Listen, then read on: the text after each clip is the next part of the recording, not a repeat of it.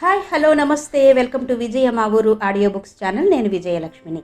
Friends, నవల స్రవంతిలో శ్రీమతి యద్దనపూడి సులోచనారాణి గారి నవల సెక్రటరీ ధారావాహికగా వినిపిస్తున్నాను కదా. మరి ఈరోజు సెక్రటరీ నవల ధారావాహిక 4వ భాగం వినిపించబోతున్నాను. మరి ఆలస్యం చేయకుండా కథలోకి వెళ్ళిపోదాం పదండి. జయంతి ఉలిక్కిపడి కర్టెన్ వైపు చూసింది. బయట నాయర్కేదో పని పురమాయించిన శేఖరం లోపలికొస్తూ, ఎవరిని అదృష్టవంతులు చేస్తున్నావు అంటూ జయంతిని చూసి, అరే మీరొచ్చారా అన్నాడు. శివరాం ఏం జవాబు చెప్పలేదు. నిటారుబడి శేఖరం మాట కోసం చూస్తున్నాడు. మంత్రి గారికి ఇస్తానని చెప్పిన ద్రాక్ష తోట తాలూకా స్కీమ్ ఉన్న పేపర్స్ ఎక్కడున్నాయి? ఇందులో లేవా? శేఖరం వెళ్ళి ర్యాక్లో ఉన్న పేపర్లను చూస్తూ అడిగాడు. నేనిస్తాను. శివరాం వెళ్ళి 2 నిమిషాల్లో పేపర్లు తీసిచ్చాడు. శేఖరం వాటిని తిరగేస్తూ కిటికీ దగ్గర నిలబడిపోయాడు. అంతసేపు కామాలు ఫుల్ స్టాప్లు లేకుండా గరగరా మాట్లాడేస్తున్న శివరాం అసలు మాట అనేది లేకుండా అంత నిశ్శబ్దంగా ఎలా ఉండగలిగాడో ఆశ్చర్యం అనిపించింది. ఒంటరిగా తనతో ఉండే శేఖరానికి, ఇంకెవరైనా ఉంటే వాళ్ళెదుట ఉండే శేఖరానికి ఎంత తేడా!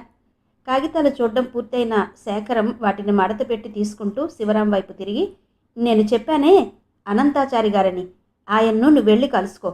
ఎంత త్వరగా కలుసుకుంటే అంత మంచిది. కావాలంటే కారు తీసుకెళ్ళు, అవసరం. అతని ఇంటి దగ్గర లేడన్నా 1 గంట అటు ఇటైనా అతని కోసం ఆగి చూసి మరీరా అన్నాడు. ఎస్ సార్, పిల్లిలా ముడుచుకుపోయి అన్నాడు శివరాం. వెళ్ళబోతున్న శేఖరం జయంతి వైపు చూస్తూ, మీరు ఆ కాగితాలు టైప్ చేశారా? చేయకపోతే చేసుంచండి, ఈ సాయంత్రంలోగా నాకు అవి కావాలి అని వెళ్ళిపోయాడు.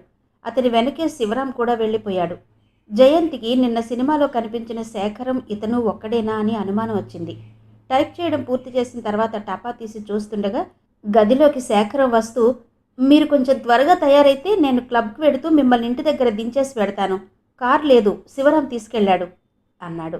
అతను ఆదేశించిన ప్రకారం జయంతి అతను లోపలికెళ్ళి బట్టలు వేసుకొచ్చే లోపల అన్నీ సర్దేసి రెడీగా ఉంది. ఇంటికొస్తుండగా శేఖరం తనే, శివరాం ఏమన్నాడు అని అడిగాడు. మీ సెక్రటరీగా చేసినంత అదృష్టం, అందులో సుఖం ఇంకెందులోనూ లేదట అంది జయంతి బయటకు చూస్తూ. శేఖరం నవ్వి ఊరుకున్నాడు. నవ్వినప్పుడు అతను ఎంత బాగుంటాడు, ఎంత దగ్గరగా అనిపిస్తాడు అనుకుంది జయంతి. కానీ ఒకటి మట్టుకు తమాషా, ఇది వరకు మీకు ఉద్యోగం దొరికే వరకు అతన్ని తిరిగి రానివ్వకూడదనిపించేది. ఇప్పుడు నాకు మళ్ళీ శివరాం అంతటి మంచి సెక్రటరీ దొరికే వరకు మిమ్మల్ని వెళ్ళనివ్వకూడదు అనిపిస్తోంది. వెళ్ళనివ్వను కూడా అన్నాడు స్థిరంగా. జయంతి తల తిప్పి చూడాలనుకుని బలవంతాన ఆ కోరికను ఆపుకుంది. కొద్దిసేపటి క్రిందే శివరాం వచ్చేశాడు. తనింక ఏం చెయ్యాలి అని భయపడిన మనసే ఇప్పుడు శేఖరం ఇంకో సెక్రటరీ దొరికిందాకా వెళ్ళనివ్వను అంటే మళ్ళీ కంగారు పడుతోంది. నా సెక్రటరీగా ఉండడంలో అతను ఏం లాభాలు చూశాడట? శేఖరం తనే అడిగాడు. మొట్టమొదటిది, ఊళ్ళో జరిగే మంచి ప్రోగ్రామ్స్ అన్నీ కాడి ఖర్చు లేకుండా ముందు వరుసలో వెళ్ళి కూర్చుని చూడవచ్చట. ఈసారి కూడా శేఖరం నవ్వాడు. నవ్వుతూ, అవును నిజమే, ఆ పని నువ్వు కూడా ఎందుకు చేయకూడదు అన్నాడు. నేను చేస్తున్నాను. మీ ఇన్విటేషన్ మీద నేను సునంద మంచి మంచి ప్రోగ్రామ్స్ చూస్తున్నాం అని జయంతికి చెప్పాలనిపించింది, కానీ పైకి చెప్పలేకపోయింది. ఇప్పుడు ఇంటికెళ్ళి ఏం చేస్తావు అడిగాడు శేఖరం. నేనా? పరధ్యానంగా పలుకుతూ, ఇంటికెళ్ళగానే స్నానం చేసి బట్టలు మార్చుకుని బామ్మ ఇచ్చిన కాఫీ తాగి మంచం మీద పడుకుని ఏదైనా ఆలోచిస్తాను. ఏం ఆలోచిస్తావు? ఏదైనా సరే, మనసుకేది తోస్తే అది. జయంతికి హఠాత్తుగా గుర్తుకొచ్చింది, అతను మళ్ళీ నిన్నటిలా మాట్లాడుతున్నాడని, నువ్వు అంటున్నాడని. కారు ఇంటి దగ్గరకు వచ్చేసింది. దిగబోయే ముందు జయంతి హఠాత్తుగా, క్లబ్కెళ్ళి మరి మీరేం చేస్తారు అంది. అడిగిన వెంటనే తనే అదెంత అర్థం లేని ప్రశ్నో తెలుసుకుంది. కళ్ళు కిందకు వాలిపోయాయి. వెళ్ళగానే ఓ మూల వెతుక్కుని కూర్చుని పేపరో పుస్తకమో చదువుతున్నట్టు నటిస్తూ నిన్ను గురించి ఆలోచిస్తాను అన్నాడతను. జయంతి చురుగ్గా కళ్ళెత్తి చూసింది. ఈసారి శేఖరం పెదవుల మీదనే కాదు, కళ్ళలో కూడా చిరునవ్వు కదులుతోంది. జయంతి చప్పున డోరు తెరుచుకుని దిగేసింది. ఎందుకో తెలియదు కానీ అతని నవ్వు జయంతిని గిలిగింతలు పెట్టి ముఖం ఎర్రబడేలా చేసింది. ఆమెకు చూడాలనిపించినా వెనక్కు తిరిగి చూడలేదు. బాగా ముందుకొచ్చేసిన తర్వాత అతను కారు స్టార్ట్ చేసిన చప్పుడయ్యాక మెల్లగా వెనక్కు తిరిగి చూసే లోపలే కారు వెళ్ళిపోయింది. రవీంద్ర భారతిలో అఖిల భారత నాట్య ప్రదర్శన వారం జరుగుతోంది. దేశంలో వివిధ రాష్ట్రాల నుంచి పేరు ప్రఖ్యాతులున్న నాట్యకారులు వస్తున్నారు. ఇలా ఒకేసారి అన్ని రకాల నాట్యాలు చూడడం ఎప్పుడో గానీ పడదు. శేఖరం చూసి పక్కన పడేసిన ఇన్విటేషన్ భద్రంగా తీసి దాచుకున్న జయంతి సునందని తీసుకుని ప్రోగ్రాంకి బయలుదేరింది. ముందు 2 రోజులు సునంద జయంతి చూసేటట్టు, ఆ పైన 2 రోజులు సునంద స్నేహితులు చూసేటట్టు, ఆ పైన మళ్ళా సునంద జయంతి ఇలా ప్రోగ్రామ్స్ పంచుకున్నారు. మొదటి రోజు కమలా లక్ష్మణ్ డ్యాన్సు. ఆలస్యం అయిపోతుందేమో, ఆఖరి వరుసలో కూర్చోవలసి వస్తుందేమోనని భయపడ్డ జయంతి, సునంద ఎంతో ముందుగా బయలుదేరి క్యూలో నిలబడి బస్సులు మారి రవీంద్ర భారతి చేరుకునేసరికి సరిగ్గా ప్రోగ్రాం ప్రారంభమయ్యేందుకు పట్టుమని 10 నిమిషాలు కూడా లేదు. అబ్బా, కళ్ళు చెదురుతున్నాయి, ఎన్ని కార్లో అంది సునంద ఆవరణలో నడుస్తూ, చుట్టూ కిక్కిరిసిపోయి తళతళలాడుతున్న కార్లను చూసి. కార్లనేం చూస్తావు, మనుషుల్ని చూడు, ఎన్ని రకాలో అంది జయంతి. ఏమో బాబు, ఇలాంటి చోట్లకు వస్తే సముద్రంలో నీటి బొట్టులా అనిపిస్తుంది. మనం చాలా అల్పులం అనే భావం వస్తుంది అందుకే అంది సునంద. నిజం, సరిగ్గా నాకు కూడా అలాగే అనిపిస్తుంది. ఇలాంటి చోట్ల తిరగాలంటే ఏదైనా నలుగురిలో గుర్తింపబడే ప్రత్యేకత ఉంటే బాగుంటుంది. హలో జయంతి గారు! వెనక నుంచి ఎవరో పేరు పెట్టి పిలవడంతో జయంతి చివ్వున వెనక్కు తిరిగింది. సునంద కూడా తల తిప్పి చూసింది. ఎదురుగుండా నీట్గా ఉన్న బట్టల్లో కొత్తగా దొరికిన ఉద్యోగం తాలూకా హోదాలో హుందాగా నిలబడిన శివరాం నమస్కారం అంటూ చేతులు జోడించాడు. ఓ మీరా? క్షణంసేపు తడబడిన జయంతి పక్కనున్న సునందని చూపిస్తూ, నా స్నేహితురాలు సునంద. సునంద, శివరామని నా ముందు రాజశేఖరం గారి దగ్గర సెక్రటరీగా చేశారు. సునంద శివరాములు ప్రతి నమస్కారాలు చేసుకున్నారు. నేను కూడా ఓ ఫ్రెండుని పరిచయం చేస్తాను. ఇతని పేరు ప్రకాశం. హోదా మాజీ మంత్రి గారి బావమరిది. శివరాం తన పక్కనున్న వ్యక్తిని పరిచయం చేశాడు. చామనచాయిగా, కొద్దిగా పొట్టిగా, దానికి తగ్గ లావుతో ఉన్న ఆ వ్యక్తి కళ్ళు అప్పటికే జయంతి మొహం మీద నిలబడిపోయినాయి. జయంతి, సునంద ఇద్దరూ నమస్కారం చేశారు. నేను ఉత్త ప్రకాశాన్నేనండి. మాజీ మంత్రిగారి చుట్టరికం గురించి నేను మర్చిపోయినా శివరాం మర్చిపోలేదు అంతే అన్నాడు నవ్వుతూ. టైం అయినట్టుంది, లోపలికి వెళదామా అన్నాడు శివరాం. అందరూ లోపలికి వెళ్లారు. సునంద, జయంతి వాళ్ల పక్కనే కూర్చున్న శివరాం ఒక్క క్షణం ఊరుకోవడం లేదు. వస్తున్న వాళ్లలో ఎవరెవరినో లేచి పలకరిస్తూనే ఉన్నాడు. ఏవేవో మాట్లాడేస్తూనే ఉన్నాడు. అబ్బబ్బా శివరాం, నువ్వు 1 నిమిషం ఆగు. వచ్చేవాళ్ళు నిన్ను వాళ్ళంతట వాళ్ళు పలకరిస్తారో లేదో చూడాలి అన్నాడు నవ్వుతూ. జయంతి, సునంద కూడా పక్కుమని నవ్వారు. అతిగా మాట్లాడేస్తున్నానంటావా? వెధవది, ఆ ఉద్యోగంలో చేరిన తర్వాత బొత్తిగా మాట్లాడడమే మర్చిపోయినట్టుంది. అక్కడికి ఆపుకోలేక గుమస్తాన్ని పిలిచి ఏదో తప్పు చూపిస్తూ దాని మీద లెక్చర్లు ఇస్తాననుకో. వెధవది మాట్లాడకపోతే ఎలాగో ఉంటుంది. అందరూ అలా మూగి దెయ్యాల్లా ఎలా ఉంటారో తెలీదు అన్నాడు శివరాం. అదిగో, నువ్వు మాట్లాడడం ఎక్కడ మానావు? వాళ్ళని వదిలేసి మాతో మాట్లాడుతున్నావు మళ్ళా. ఈసారి ప్రకాశం కొద్దిగా సీరియస్నెస్ తెచ్చిపెట్టుకుంటూ అన్నాడు. ఆల్ రైట్, కాసేపు ఆఫీసులో ఉన్నాననుకుంటాను. అమ్మయ్యా, అవసరం లేదు. అదిగో కర్టెన్ తీస్తున్నారు అన్నాడు. ప్రోగ్రాం మొదలైంది. జయంతికి ఇలాంటి నాట్యాలన్నా, నాటకాలన్నా, సినిమాలన్నా ప్రాణం. మనసంతా కేంద్రీకరించి వాటిలో లీనమైపోయి చూస్తుంది. పుస్తకాలు చదివినా అంతే. ప్రోగ్రాం అయిపోయి నలుగురు ప్రవాహంలా వస్తున్న జనాన్ని తప్పించుకుంటూ బయటకొస్తుండగా శివరాం ఉన్నట్టుండి 2 అడుగులు ముందుకు పరిగెత్తి నిదానంగా నడిచి వెడుతున్న ఒక నడివయసు దాటిపోయిన బట్టతలాయన చెయ్యి గట్టిగా పట్టుకుంటూ, నమస్కారం డాక్టర్ గారు అన్నాడు ఆత్రంగా. ఆయనతో పాటు ఎర్రగా లావుగా ఉన్న ఒక ఆవిడ ఆగిపోయారు. శివరాం, నువ్వా అంటూ ఆయన వెనక నుంచి తోసుకొస్తున్న జనానికి దారిస్తూ పక్కకి నిలబడి ఆదరంగా చూస్తూ, కులాసాగా ఉన్నావా? ఏదో పెద్ద ఉద్యోగం వచ్చిందన్నారు అన్నారు. అవునండి, మీ దగ్గరకొచ్చి కనిపించాలని ఎన్ని రోజుల నుంచో ప్రయత్నం పసిపిల్లాడిలా అన్నాడు శివరాం.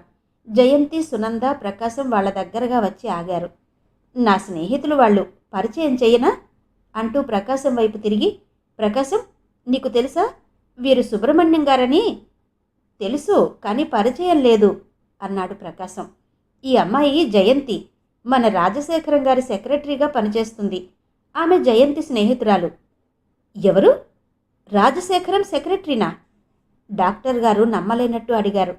క్షణంసేపు ఆయన చూపులు కళ్ళజోడులో నుంచే జయంతిని నిశితంగా పరిశీలించాయి. అవునండి, నేను ఆమె చేరిన తర్వాతనే కొత్త జాబ్లోకి వెళ్ళాను. జయంతిని చూస్తూనే డాక్టర్ గారి కళ్ళు ఎందుకో కుంచుకుని మళ్లీ వెడల్పైనాయి. పక్కగా నిలబడిన భార్య భుజం తాకుతూ, కావుడు, ఈ అమ్మాయిలో నాకు గీత పోలికలు కనిపిస్తాయేంటి అన్నారు. పోలికలు కాదండి, గీతే, మన అమ్మాయిలానే ఉంది. కామేశ్వరమ్మ గారు హఠాత్తుగా జయంతిని భుజాలు పట్టి దగ్గరకు లాక్కుంటూ, పేరేమిటన్నావు అన్నారు. అప్పటికే ఆవిడ కళ్ళలో నీళ్లు తిరుగుతున్నాయి. అనుకోకుండా జరిగిన ఈ సంఘటనని మిగతా ముగ్గురు సంభ్రమాశ్చర్యంగా చూడసాగారు. క్షణంసేపు తెల్లపోయిన జయంతి ఆవిడ కౌగిలిలో అలాగే ఉండి అస్పష్టంగా జయంతి అంది. రాజశేఖరం సెక్రటరీగా చేస్తున్నావా? ఒక్కనాడన్నా మాకు చెప్పలేదే అతను అన్నారు సుబ్రహ్మణ్యం గారు. అందరూ వెళ్ళిపోయారు, మనం నడుద్దామా చుట్టూ చూస్తూ అన్నాడు శివరాం. అందరూ బయటకొచ్చారు. డాక్టర్ గారి భార్య జయంతి చేతిని అలా గట్టిగా పట్టుకునే బయటకొచ్చింది. మీరంతా ఎలా వెడతారు అన్నాడు శివరాం. నా కారులో డ్రాప్ చేద్దాంలే, కానీ కొంచెం ఇరుకవుతుందేమో సందేహంగా చూస్తూ అన్నాడు ప్రకాశం. పర్వాలేదు, సర్దుకుందాం అన్నారు డాక్టర్ గారు. అందరూ ప్రకాశం కారులో ఎక్కారు. ముందు సుబ్రహ్మణ్యం గారిని దించేశారు. వాళ్ళు దిగిపోయే ముందు జయంతిని సునందని మళ్ళీ రమ్మని మరీ మరీ చెప్పి జయంతి వాళ్ళు వచ్చేట్టయితే తాము కూడా వాళ్ళ ఇంటికి వస్తామని చెప్పారు. జయంతిని డాక్టర్ గారి భార్య వదల్లేక వదిలింది. వాళ్ళని దింపేసి వస్తుండగా, చిత్రంగా ఉందే అంది సునంద. వాళ్ళకి ఒకే ఒక కూతురు, అదే గీత అన్న అమ్మాయి ఉండేదట. ఆ అమ్మాయి 2 సంవత్సరాల క్రితం గుండె జబ్బుతో చనిపోయింది. ఆ దెబ్బ నుంచి వాళ్ళింకా కోలుకోలేదంటారు. ఆ అమ్మాయి జయంతిలా ఉంటుంది కాబోలు, నాకు తెలీదు ముందు సీట్లో కూర్చున్న శివరాం చెప్పాడు. పెంచుకుంటారేమో అడగకూడదు, కాస్త ఇల్లు వాకిలి ఉన్నవాళ్లలా ఉన్నారు డ్రైవ్ చేస్తున్న ప్రకాశం నవ్వుతూ అన్నాడు. సునంద శివరాం కూడా నవ్వారు. జయంతికి ఎందుకో ఆవిడ మాటల్లో ఆ ఆదరణ ఆప్యాయత చాలనిపించింది. సునందతో పాటు జయంతి కూడా వాళ్ళ ఇంటి దగ్గర దిగేసింది. ఎందుకు? మీ ఇంటి దగ్గర డ్రాప్ చేస్తాం, మళ్ళీ మీరెలా పెడతారు అన్నాడు శివరాం. పర్వాలేదు, ఈరోజు సునంద అతిథిని, భోజనాలు అయిన తర్వాత భార్యాభర్తలిద్దరూ వచ్చి నన్ను ఇంటి దగ్గర దించేస్తారు అంది జయంతి చేతులు జోడించి సెలవు తీసుకుంటూ. మళ్ళీ కనిపిస్తాం, మర్చిపోకండి అన్నాడు ప్రకాశం కారు స్టార్ట్ చేస్తూ. అలా అబద్ధం ఎందుకు చెప్పావు అంది సునంద ఇంటి గడప ఎక్కుతుండగా. ఎందుకో వాళ్లతో వెళ్ళడం నాకు ఇష్టం లేదు. అంటే భయమని కాదు, వాళ్ళు రాజశేఖరంలా సందు చివర ఆపేలా లేరు. ఆపమని అడగడం కూడా అంత బాగా అనిపించలేదు, అందుకని వద్దన్నాను అంది. తర్వాత సునంద భర్త కలిసి జయంతిని ఇంటికి తీసుకొచ్చి దింపి వెళ్లారు. పై సంఘటన జరిగిపోయిన దాదాపు వారం రోజులకి ఓ రోజు ఉదయం జయంతి టైప్ చేసిన కాగితాలు సరిచేస్తుండగా శేఖరం, డాక్టర్ సుబ్రహ్మణ్యం గారిని కలిశావా అని అడిగారు. ఏ డాక్టర్ తలెత్తుతూ అర్థం కానట్టు అడిగింది. ఆ రోజు రవీంద్ర భారతిలో శివరాం పరిచయం చేసిన ఆయన. ఓ అవును, జయంతికి గుర్తొచ్చింది. ఆవిడంతగా ఆ రోజు మరీ చెప్పినా జయంతి మళ్ళీ వెళ్ళనే లేదు. శేఖరం తర్వాత ఏమనలేదు, కాగితాలు చూస్తూ ఉండిపోయాడు. కొద్దిసేపు అయిన తర్వాత తనే, ఏ అని అడిగింది. ఏం లేదు, నిన్న వాళ్ళింటికి వెడితే నీ విషయం వచ్చింది. నువ్వు వాళ్ళ అమ్మాయి గీతలా ఉంటావని ఆ రోజు మొట్టమొదట నిన్ను చూసినప్పుడే అనుకున్నాను. నువ్వు నా సెక్రటరీగా చేరిన తర్వాత ఒకసారి 2 సార్లు చెప్పాలి అనిపించినా వాళ్ళిప్పుడిప్పుడే కాస్త మర్చిపోతున్న విషయాన్ని మళ్ళీ గుర్తు చేసి పాత గాయాన్ని రేపినట్టవుతుందని ఊరుకున్నాను. వాళ్ళని నేనెప్పుడూ వనితా విహార్లో ఉండగా చూడలేదు అంది జయంతి. చూసే అవకాశం లేదు, వాళ్ళు చాలా పాతకాలం మనుషులు. ఏదైనా నీకెప్పుడైనా వీలైతే అలా వాళ్ళింటికి వెడుతూ ఉండు. చాలా మంచివాళ్ళు, నిజమైన ఆత్మీయతనిచ్చే మనుషులు. జయంతి వింటూ ఉండిపోయింది. వీళ్ళు సరే, వనితా విహార్ వాళ్ళకి తన సంగతి తెలియలేదా? తెలిసే ఊరుకున్నారా? తన మీద వాళ్ళు విసరబోయే బాణాల్ని గురించి, అనబోయే మాటల గురించి రకరకాలుగా ఊహించుకుంది. కానీ ఆశించిందేం జరగలేదు. ఆ రోజు సినిమాలో చూసి కూడా రేఖారాణి పట్టనట్టు ఊరుకుందే. జయంతి నోరు తెరిచి వాళ్ల సంగతి అడగబోతుండగా కాగితాలు చూడడం పూర్తి చేసిన అతను వాటిని తీసుకుని గదిలో నుంచి వెళ్ళిపోయాడు. జయంతి ప్రశ్న నోటిలోనే ఆగిపోయింది. రాజశేఖరంతో అంత పరిచయం ఉన్న వాళ్ళంతా ఇంటికి ఎందుకు రారో జయంతికి అర్థం కావడం లేదు. తను వచ్చిన ఇన్ని రోజుల్లో ఏ ఒక్కరూ ఇంటికి వచ్చినట్టు కనిపించలేదు. ఎందుకో మరి. బయట అంత చనువుగా ఉండే మనిషి ఒంటరివాడు అతనింటికి వస్తే ఎవరిని ఎవరు కాదంటారు? కంపెనీ వాళ్ళు కూడా ఇంటికి ఎక్కువగా రారు. వచ్చిన రాజశేఖరం హాల్లో మాట్లాడి పంపేస్తాడు. ఎప్పుడు చూసినా ఇల్లు నిశ్శబ్దంగానే ఉంటుంది. ఆ నిశ్శబ్దంలో రాజశేఖరం ఉన్నది లేనిది కూడా తెలియదు. తను చాలా అనవసరమైన విషయాన్ని గురించి ఆలోచిస్తుందన్న సంగతి గుర్తుకొచ్చిన జయంతి టైప్ చేయసాగింది. ఆ రోజు జయంతి వెళ్ళేసరికి రోజు కంటే ఆలస్యమైంది. కంపెనీ మీటింగ్స్ ఏవో జరుగుతుండడం వల్ల మామూలుగా జయంతి వచ్చేపోయే కారు కూడా ఆఫీస్ దగ్గరే ఉండిపోయింది. ఒక్క 4 రోజులు మీరు కొంచెం ఇబ్బంది పడాల్సి వస్తుంది అన్నాడు శేఖరం. పర్వాలేదు అంది జయంతి. ఈరోజు జయంతి వచ్చేసరికి అప్పటికే తయారవుతున్న శేఖరం హడావిడిగా గదిలోకొచ్చి, అవిగో ఆ పేపర్లు చూడండి, రాత్రంతా కూర్చుని రాశాను. అవి చాలా ఉన్నాయనుకోండి, ఎలాగైనా సరే సాయంత్రం మీరు వెళ్లే లోపల టైప్ చేసి పెట్టి వెళ్ళిపోండి అని చెప్పాడు. జయంతి కాగితాలు తీసుకుని చూసింది. చాలా ఉన్నాయి. జాగ్రత్తగా తప్పులు చేయకుండా రిపీట్ లేకుండా చేస్తే తప్ప అవవు. ఈరోజు ఉదయం లేచినప్పటి నుంచి ఎందుకో విసుగ్గా ఉంది. ఉద్యోగం దొరికే వరకు దొరికితే చాలని బాధపడింది. దొరికిన తర్వాత అది కొంచెం అలవాటైపోయిన తర్వాత మళ్ళీ ఏదో కొత్తదనం కావాలంటే ఎక్కడి నుంచి వస్తుంది? ప్రపంచంలో ప్రతి మనిషికి జీవితం ఎక్కడో అక్కడ ఆగిపోక తప్పదు. ఆస్కార్ వైల్డ్ అన్నట్టు ప్రపంచంలో రెండు గొప్ప విషాదాలు. ఒకటి అనుకున్నది కాకపోవడం, రెండోది అనుకున్నవి అయిపోవడం. ఆ మాట ఎంత నిజం, ఎంత అనుభవంతో చెప్పింది. పరధ్యాసగా ఆలోచిస్తున్న జయంతి టైప్ చేసిన కాగితాలు తీసేసి మళ్ళీ తెల్ల కాగితాలు టైప్ రైటర్కి బిగించబోతూ ఆగి టైప్ చేసిన మ్యాటర్ ఒకసారి చూసుకుంది. అన్నీ తప్పులే. మాటలకి చివర అక్షరాలు లేవు. మాటకి మాటకి మధ్యలో ఉండవలసిన స్థలం సరిగ్గా వదల్లేదు.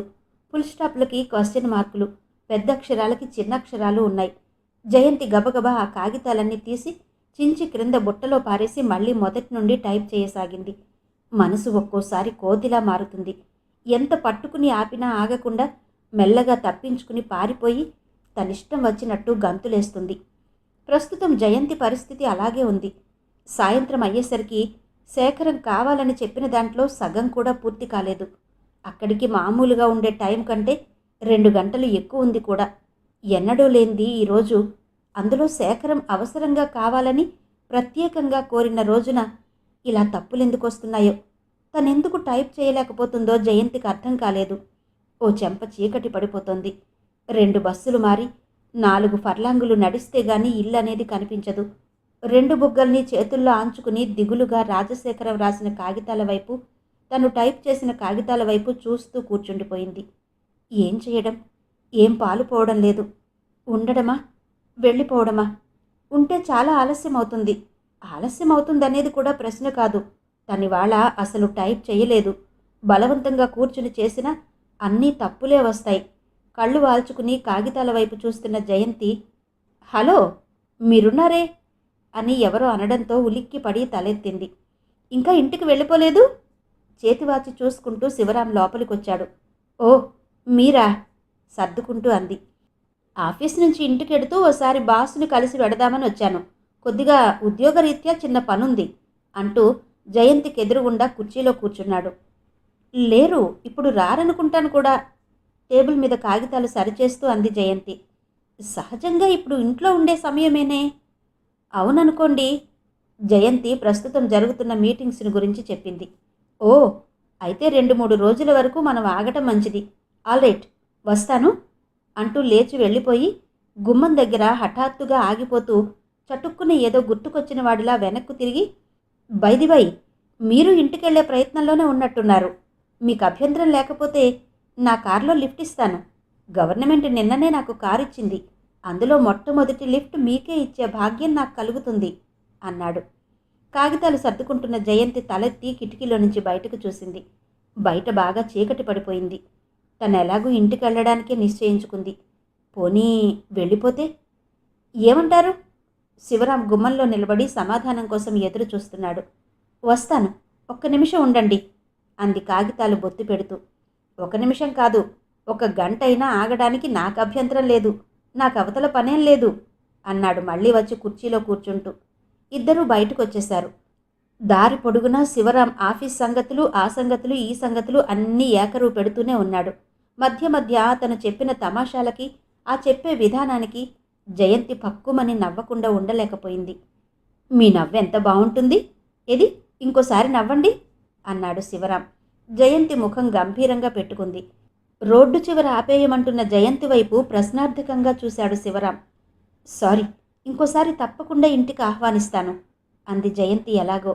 పర్వాలేదులేండి, ఇంకోసారి పిలవకపోయినా ఇంట్లోకొచ్చి అందర్నీ పరిచయం చేసుకునేది ఖాయం. వస్తాను, మర్చిపోకండి అంటూ వెళ్ళిపోయాడు. ఇంటికొస్తున్న జయంతికి ఎందుకో అలసట పోయినట్టు, హాయిగా హుషారుగా ఉన్నట్టు అనిపించింది. శివరాం మాటలతో ఎలాంటి మనిషి కూడా తనని తాను మరిచిపోయి హాయిగా నవ్వేయగలరేమో అనిపిస్తుంది. జయంతి ఇంటికొచ్చిన తర్వాత కూడా కారులో వస్తుండగా చెప్పిన తమాషాలే గుర్తుకు రాసాగాయి. ఏమిటే, నీలో నువ్వే నవ్వుకుంటున్నావు, సునంద వచ్చి వెళ్ళింది అంది బామ్మగారు. అలాగా అంది జయంతి ఇంకా నవ్వుతూనే. మర్నాడు జయంతి రోజు కంటే గంట ముందే వచ్చింది. వస్తుంటే నిన్న తను టైప్ చేయకుండా వదిలేసి వచ్చిన కాగితాలు చూసి ఈరోజు శేఖరం ఏమంటాడో అనిపించింది. తను చేరిన తర్వాత ఇన్ని రోజుల్లో అతను విసుక్కోవడం కానీ కసురుకోవడం కానీ ఏం చెయ్యలేదు. అసలు తను అవకాశం ఇవ్వలేదు కూడా. ఈరోజు తప్పకుండా ఏదైనా అనొచ్చు అనుకుంటూ గది గుమ్మంలో అడుగుపెట్టింది. గది కర్టెన్ తొలగిస్తూనే లోపల కనిపించిన దృశ్యం చూసి కొయ్యబారిపోయింది. గదిలో శేఖరం తను కూర్చునే కుర్చీలో కూర్చుని టైప్ చేస్తున్నాడు. ఓ పక్క తెల్ల కాగితాలు రాసిన మ్యాటర్ ఉంది, ఇంకో పక్క టైప్ చేసిన కాగితాలు పడున్నాయి. అతన్ని చూస్తుంటే చాలాసేపటి నుంచి టైప్ చేస్తున్నట్టుగా జుట్టు చెదిరిపోయి మొహం అలసిపోయినట్టుంది. బొమ్మలా గుమ్మంలో కర్టెన్ని గట్టిగా పట్టుకుని నిలబడిపోయిన జయంతిని తలెత్తి చూస్తూ రండి అన్నాడు మామూలుగా. అతని కళ్ళు కూడా నిద్రమత్తుగా ఉన్నాయి. జయంతికి ఒక అడుగు ముందుకు వేసి గదిలోకి రావడం కంటే 2 అడుగులు వెనక్కు వేసి పారిపోవడం ఉచితం అనిపించింది. మీరు చేసిపెట్టి వెళ్ళిన ఆ కొద్ది మేటర్లో కూడా అక్కడక్కడ తప్పులున్నాయి, అందుకని మొదటి నుంచి చేస్తున్నాను. కూర్చోండలా, అయిపోవచ్చింది అన్నాడు. టకటక అంత స్పీడుగా టైప్ చేస్తున్న అతన్ని చూస్తుంటే జయంతికి మతిపోయింది. రాజశేఖరానికి టైప్ వచ్చి ఉంటుందన్న సంగతి తను కల్లో కూడా ఊహించలేదు. జయంతిని అలా కూర్చోబెట్టే అతను మిగతాదంతా టైప్ చేసేశాడు. మధ్యలో అతన్ని ఆపి లెమ్మని, తను చేయగలనని చెప్పాలని నరంలోనూ అనిపించినా జయంతి చెప్పలేకపోయింది. టైప్ చేయడం పూర్తయిపోయిన తర్వాత అతనే గబగబా కాగితాలు సరిగ్గా పెట్టుకున్నాడు. వెళ్ళిపోయే ముందు ఆగి వాచి చూసుకుంటూ నాకు టైం అయిపోయింది, వెడతాను. ఈరోజు మీకు ఎక్కువ పని లేకపోతే త్వరగా వెళ్ళిపోండి, నేను వెళ్ళగానే కారు మీకు పంపించేస్తాను అని చెప్పి వెళ్ళిపోయాడు. కూర్చున్న చోటనే అలాగే ఉండిపోయిన జయంతికి 10 నిమిషాలు పోయిన తర్వాత నాయర్ టిఫిన్ కాఫీ తెచ్చిచ్చాడు. జయంతికి ఎందుకో ఈరోజు సిగ్గుతో ప్రాణం పోతున్నట్టుగా ఉంది. తనిక్కడికి ఉద్యోగం చేయడానికి వస్తోంది, కాఫీ టిఫిన్ల కోసం వస్తోందా? నాయర్, రాత్రి అయ్యగారు ఎన్ని గంటలకు వచ్చారు? నాయర్ దగ్గర సంగతి తెలుసుకోవడం కోసం టిఫిన్ ప్లేట్ చేతిలోకి తీసుకుంది. 11:30 దాటిపోయింది. ఈ గదిలో ఎన్నింటి వరకు ఉన్నారు? 2 గంటల వరకు. 2 అని నీకెలా తెలుసు? 1 గంటకి టీ కలిపి ఇమ్మంటే లేచి కలిపి ఇచ్చాను. జయంతి కాఫీ కప్పు చేతిలోకి తీసుకుంటుండగా ఈసారి నాయరే చెప్పాడు. రాగానే మిమ్మల్ని గురించి అడిగారు. ఏవని? ఎన్ని గంటలకు వెళ్ళిపోయారని. ఏవని చెప్పావు? 6 గంటలకి శివరాం రాగానే ఇద్దరూ కలిసి వెళ్ళిపోయారని చెప్పాను. నాయర్ కప్పులు ప్లేట్లు తీసుకుని వెళ్ళిపోయాడు. జయంతి మొహం ఎర్రబడింది. చిచి అనుకుంది. ఆ రోజు ఉదయం అప్పుడే వచ్చి గదిలో కూర్చుని పోస్ట్ చూసుకుంటోంది జయంతి. శేఖరం ఊరు వెళ్ళి దాదాపు వారం రోజులవుతోంది. మరో 4 రోజుల వరకు రాలేనని నిన్ననే ఉత్తరం వచ్చింది. చేయవలసిన పని కూడా ఏమంతగా లేదు. పోస్ట్లో వచ్చిన టపా కూడా చాలా కొద్దిగానే ఉంది. అందులో 1-2 ఉత్తరాలు తప్పిస్తే మిగతావన్నీ శేఖరం తను స్వయంగా జవాబులివ్వవలసినవే. ఉన్న పనేదో అరగంటలో ముగించేసుకున్న జయంతి ఆ రోజు పోస్ట్లో పత్రికలు ముందు వేసుకుని బొమ్మలు చూడసాగింది. శేఖరం పేరు మీద ఫారిన్ నుంచి అనేక రకాల మ్యాగజైన్స్ వస్తాయి. ఆ పత్రికలన్నింటినీ జయంతి బొమ్మలు చూసి పక్కన పెడుతూ ఉంటుంది. ఇన్ని పనుల మధ్య సతమతమవుతూ క్షణం ఊపిరి లేకుండా తిరిగే శేఖరానికి ఈ పత్రికలన్నీ చదివేందుకు టైం ఎక్కడ లభ్యమవుతుందో అర్థం కాదు. చేతిలో ఉన్న పత్రిక చూడడం అయిపోవడంతో దాన్ని పక్కన పడేసి లేచి కిటికీ దగ్గరగా వచ్చి నిలబడింది. బయట ఎంత అందంగా ఉంది. శేఖరం ఇంటికి 4 వైపులా విశాలంగా ఆవరణ ఉంది.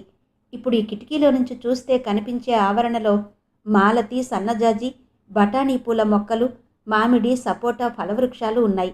నిలువుగా ఉన్న సపోటా చెట్టుని ఎర్రటి చిన్న చిన్న పూలతో గుత్తులు గుత్తులుగా విరగబూసి పెనవేసుకుపోయిన బఠానీ తీగ సన్నగా వస్తున్న గాలికి వయ్యారంగా అదో విధమైన టీవీతో తలూపుతోంది. దాని పక్కనే వేసిన పందిరి చాలక క్రింద అల్లుకుని నేల మీద పాకిపోయిన రాధామాధవం మనుషులు చూడకుండా నడిస్తే కాళ్ల కింద పడి నలిగిపోయేటట్టు కాలిబాట మీదకు పాకి ఉంది. పైకి వెళ్ళడానికి ఆధారంగా ఉన్న బఠానీ తీగ సపోటా చెట్టుని పెనవేసుకుని పైకి హాయిగా ఆకాశంలోకి చూస్తూ అందంగా నవ్వుతోంది. జయంతికి ఎందుకో పరీక్షగా ఆ చెట్టు వైపు చూస్తే మనుషులు కూడా అంతే. ఆధారం ఉంటే అలా పైకి వెళ్ళగలరు. ఆడా మగ ఎవరైనా సరే. సరైన ఆధారం లేకపోతే రాధామాధవంలాగానే నేల మీదనే పాకుతూ మనుషుల కాళ్ల కింద పడి నలిగిపోతుంటారు. అదృష్టవంతులెవరైనా ఉంటే మాలిలాంటి వాళ్ళెవరైనా జీవితంలో ప్రవేశించి సుతారంగా జీవిత లతను పైకెత్తి ఆధారం మీదకు ఆంచి వెళ్ళిపోతారు. ఎవరి సంగతో ఎందుకు? తన జీవితాన్ని తను పరికించి చూసుకుంటే అలాంటి ఆధారం తనకేమైనా ఉందా? ఏమీ లేదు. అందుకే తను జాగ్రత్త పడాలి. జయంతికి హఠాత్తుగా తన జీవితమంతా వృధా అన్నట్టు, పొందవలసింది ఇంకేదీ లేదన్నట్టు అనిపించసాగింది. ఏముంటుంది తనకి? ఇలా ఎక్కడో అక్కడ ఉద్యోగం చేస్తుంటుంది. రోజులు గడిచిపోతాయి. వయసు మళ్ళీపోయే లోపల ఎవరో ఒకరు పెళ్లి చేసుకుంటారు. పిల్లలు పుడతారు. అప్పుడు ఈ ఆలోచనలకి కూడా అవకాశం ఉండదేమో. అయిపోతుంది జీవితం కాస్త. ముసలమ్మగా మారిపోయి నెరిసిపోయిన జుట్టుతో, లావుగా మారిన శరీరంతో సంతానాన్ని గురించి, మనుమల గురించి కబుర్లు చెప్పుకోవాలి. అంతకంటే ఇంకేం మిగులుతుంది? మనిషన్న ప్రతి వాళ్ళకి బాల్యం సంతోషంగా గడిచినా గడవకపోయినా యవ్వనంలో కొన్ని అనుభూతులు చిరస్మరణీయంగా మనసులో ముద్ర వేసుకునేటంతటి బలమైన సంఘటనలు లభించాలి. ఈ సంఘటనలు గుర్తొస్తే వెన్నెల్లో కూర్చున్నట్టు, సెలయేరు సంగీతం వింటున్నట్టు వయస్సు మరిచిపోయి మళ్ళీ ఆ క్షణాల్లో జీవిస్తున్నట్టు అనిపించేలా ఉండాలి గాని, గుర్తొస్తేనే ఒళ్ళు జలధరించేటట్టు, మనసు ఏవగింపుతో ముడుచుకుపోయేటట్టు ఉండకూడదు.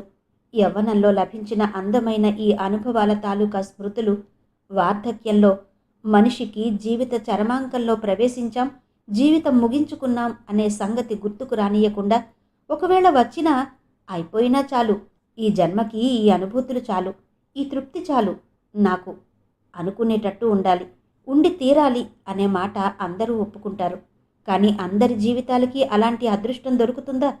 రేపు తన జీవితం ఎలా గడవబోతుందో, తను నడవబోయే జీవితపు బాట పక్కన గులాబీ పొదలే ఉంటాయో, ముళ్ళ కంపలే మిగులుతాయో.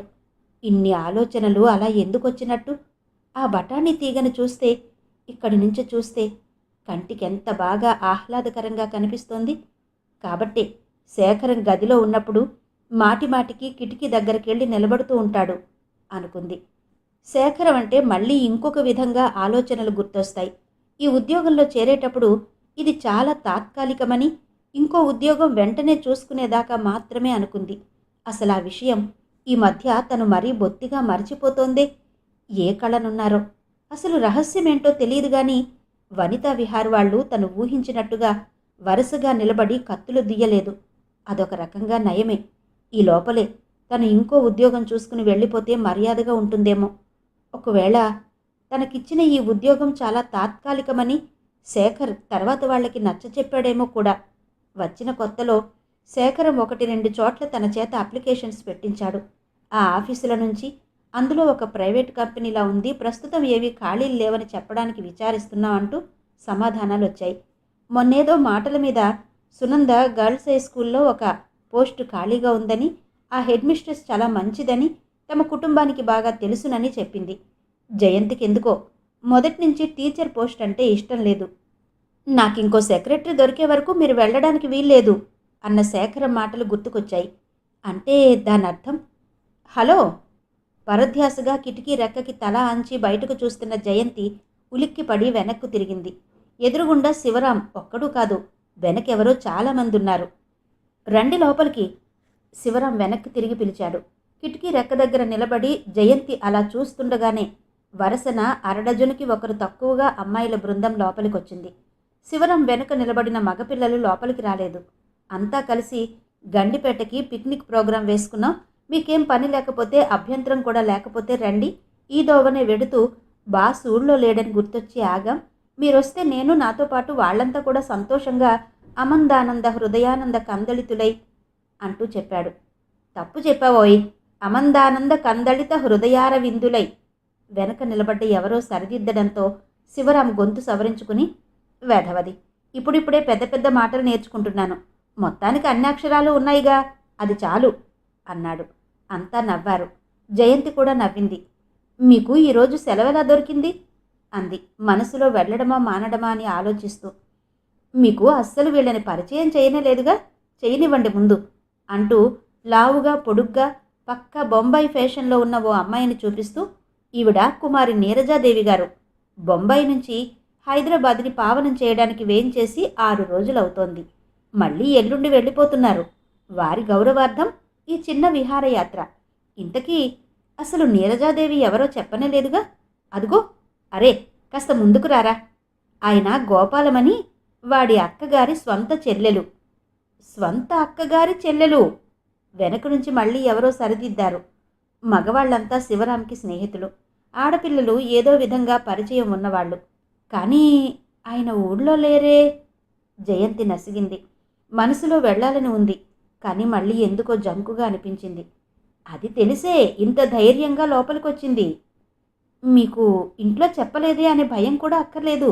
సరిగ్గా 5, మహా అయితే 6 గంటలకి ఇంటికొచ్చేయచ్చు. శివరాం తటపటాయిస్తున్న జయంతికి హామీ ఇచ్చాడు. లేకపోతే ఓ చిన్న సెలవు చీటీ టేబుల్ మీద పెట్టి వచ్చేయండి. పనేదైనా ఉంటే వెనకగా నిలబడిన ప్రకాశం అన్నాడు. ఆ నిజమే, ఇదిగో పెన్, రాసేయండి. శివరాం జేబులో నుంచి పెన్ తీసిచ్చాడు. అక్కర్లేదు, పర్వాలేదు, పనేం లేదనుకోండి.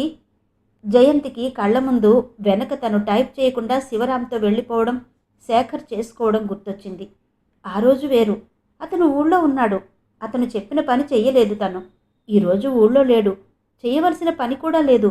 అయినా వచ్చిన ఇన్నాళ్లలో ఒక్క పుట్టినరోజులకి తప్ప తనెప్పుడు సెలవు తీసుకుంది? సందేహించకండి, రండి, సరదాగా వెళ్ళొద్దాం. నీరజాదేవి కూడా చనువుగా బలవంతం చేసింది. జయంతి కాగితాలన్నీ సర్ది బయటకొచ్చింది.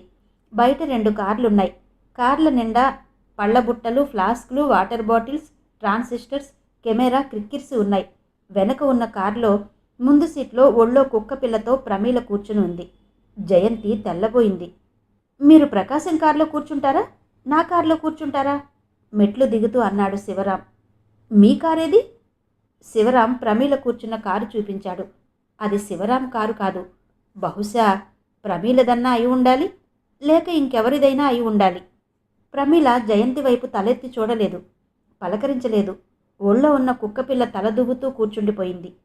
నేనిందులో కూర్చుంటాను. జయంతి ప్రకాశం కారు వైపు నడిచింది. నేను కూడా ఇందులోనే కూర్చుంటాను. నీరజాదేవి కూడా జయంతి వెనక నడిచింది. గండిపేటకి కొద్ది దూరంలో ఉన్న రెస్ట్ హౌస్ రిజర్వ్ చేయించారు. అందరూ సరదాగా ఉన్నారు.